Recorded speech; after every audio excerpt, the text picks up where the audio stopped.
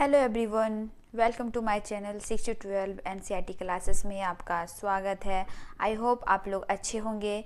तो चलिए आज 6 क्लास का लास्ट चैप्टर हम लोग स्टार्ट करते हैं, जिसका नाम है संस्कृति एवं विज्ञान। ठीक है, ये ऊपर नहीं सुनाया कि समझ को ना पढ़ के हम लोग नीचे जो इम्पोर्टेंट है उसको ख़त्म करते हैं और फटाफट 6 चैप्टर की ख़त्म हो जाएगी। उसके बाद पॉलिटिकल की आपका 6 क्लास की स्टार्ट करेंगे। ठीक है इसको ख़त्म करते हैं जल्दी से। आइए एवरीवन, इस अध्याय में हम भारत के प्राचीन काल की संस्कृति एवं विज्ञान के बारे में जानने का प्रयास करेंगे। प्राचीन काल में भारत में कला, स्थापत्य कला, चित्रकला एवं साहित्य का काफ़ी विकास हुआ, जिसके अवशेष प्राचीन काल की गौरव गाथा व्यक्त करते हैं। कुछ महत्वपूर्ण राजाओं की अपनी रुचि के कारण इनका निरंतर विकास हुआ। प्राचीन काल में साहित्य।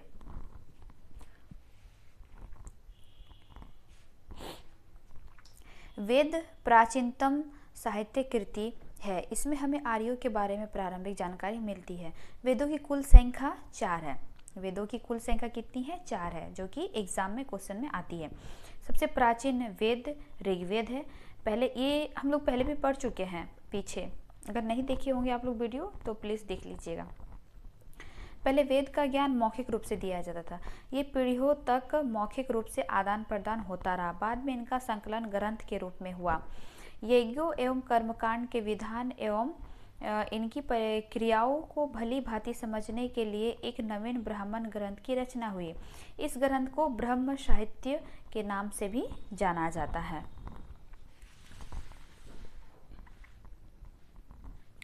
उपनिषद। उपनिषद 108 है, ये भी एग्जाम में आती है। उपनिषद कितने हैं? तो 108 है। उपनिषद में आत्मा, परमात्मा एवं संसार के संदर्भ में प्रचलित दार्शनिक विचारों का संग्रह मिलता है। चूंकि उपनिषद वैदिक साहित्य का अंतिम भाग है, इसीलिए इन्हें वेदांत कहा जाता है। ठीक है, एग्जाम में आती है। ये वाला चैप्टर बहुत इंपॉर्टेंट है एवरीवन, थोड़ा सा ध्यान से सुनिएगा।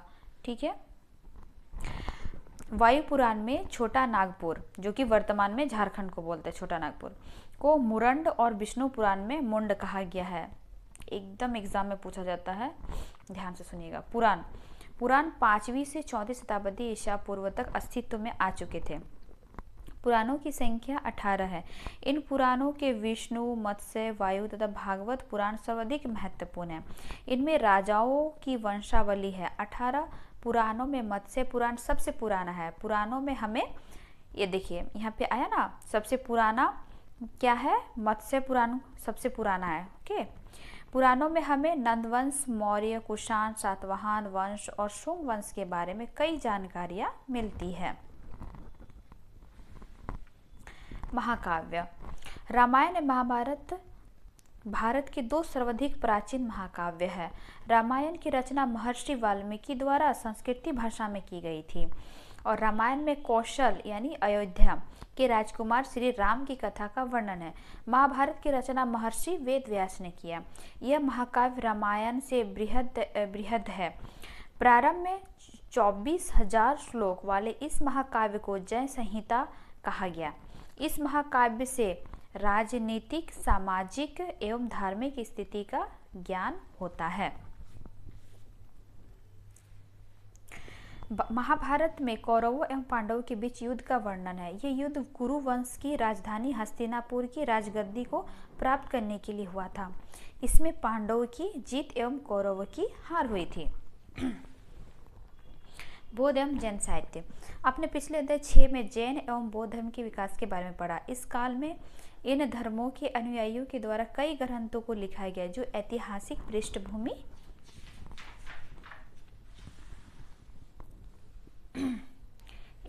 पृष्ठभूमि से काफ़ी महत्वपूर्ण है। बौद्ध धर्म के पवित्र ग्रंथ को त्रिपिटक कहा जाता है। ये भी एग्जाम में आता है। त्रिपिटक कहा जाता है, ये पाली भाषा में है। ये त्रिपिटक सूत्र पिटक, विनय पिटक और अभिधम पिटक के नाम से जाने जाते हैं। सूत पिटक में बुद्ध के धार्मिक विचार एवं उपदेशों का संग्रह है।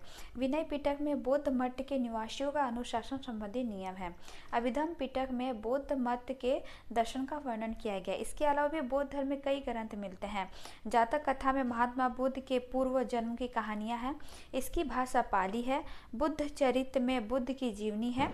ये भी एग्जाम में पूछा जाता है कि बुद्ध चरित्र में किसकी कहानी है, तो बुद्ध चरित्र में बुद्ध की जीवनी है। इसे अश्वघोष ने संस्कृत भाषा में लिखा हुआ है। जैन साहित्य को आगम कहा जाता है। जैन धर्म का प्रारंभिक इतिहास कल्पसूत्र से ज्ञात होता है, जिसकी रचना भद्रबाहु ने की थी। परिशिष्ट पर्वन की रचना हेमचंद्र ने की थी, जो जैन धर्म का महत्वपूर्ण ग्रंथ है। जैन साहित्य प्राकृतिक एवं सांस्कृतिक भाषा में मिलते हैं तथा आचार्यांग सूत्र से जैन भिक्षुओं के द्वारा अपनाए जाने वाले नियमों एवं भागवती सूत्र में महावीर की शिक्षाओं के बारे में जानकारी मिलती है। यात्रियों का विवरण, ये वाला बहुत इंपॉर्टेंट है फ्रेंड्स, ठीक है। एवरीवन थोड़ा सा ध्यान देके सुनिए, ओके। प्राचीन भारत के बारे में कई विदेशी यात्रियों ने भी लिखा है।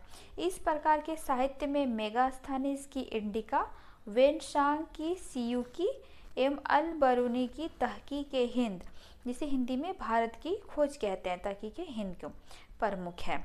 कला एवं स्थापत्य, उत्तर वैदिक काल भारतीय संस्कृति एवं विज्ञान के विकास की दृष्टि से अति महत्वपूर्ण है। इस अवधि में कला एवं स्थापत्य में भी काफी परिवर्तन हुआ, ठीक है। लौह स्तंभ, लौह स्तंभ भारतीय शिल्पकारों की कुशलता का अद्भुत उदाहरण है। यह मेहरौली यानी जो कि दिल्ली में है, कुतुब मीनार के परिसर में है। लगभग 7.2 मीटर ऊंचा और 3 टन से भी भारी इस लौह स्तंभ का निर्माण लगभग 1500 साल पहले हुआ। इस पर एक अभिलेख खुदा, जिससे इसके निर्माण काल की जानकारी मिलती है। इसमें चंद्र नाम के एक शासक का वर्णन है। इतिहासकार इस शासक को गुप्त वंश का मानते हैं। ये देखिए, ये लौह स्तंभ है, दिल्ली का लौह स्तंभ है, ये वाला देखिए, ठीक है, जो कि दिल्ली में है। ठीक, आगे बढ़ते हैं। इमारतें, भारतीय इतिहास शिल्पकारों की कुशलता के नमूने से भरा पड़ा है। विभिन्न प्रकार के स्तूप, मंदिर, इमारतें उसके उदाहरण हैं। स्तूप का शाब्दिक अर्थ टीला होता है। स्तूप को क्या कहते हैं? टीला। स्तूप के आकार भिन्न होते थे, लेकिन सभी स्तूपों के अंदर एक छोटा सा डिब्बा रखा जाता था।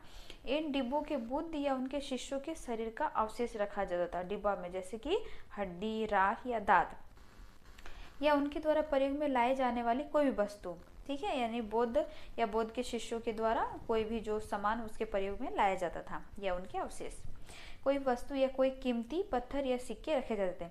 इसे धातु मंजूषा कहते हैं। वो जो डिब्बा है ना, वो डिब्बा को धातु मंजूषा भी कहा जाता था। धातु को क्या कहा जाता था? धातु मंजूषा भी कहा जाता था। अब मंदिर,